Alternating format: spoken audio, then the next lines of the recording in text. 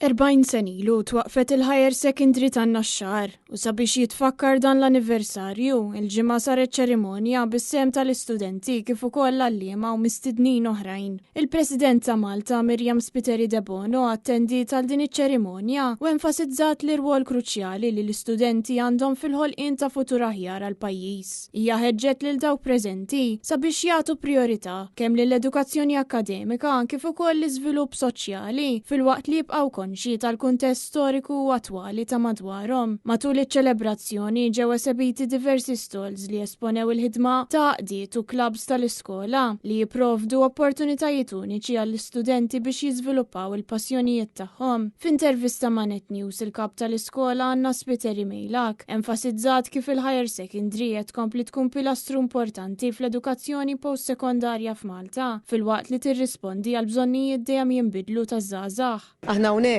nagħtu formazzjoni edukattiva post-sekondarja fil-livell avvanzat u l-livell intermedju sabiex l-istudent jakkwista ċ-ċertifikat tal-matrikola. L-istudenti min-naħa tagħhom esprimew sodisfazzjon għall-esperjenza tagħhom fl-iskola f'ambjent li jinkoraġixxi kemm l-għarfien kif ukoll l-iżvilupp personali. Meta dħalt l-iskola ħassejtni vera at home.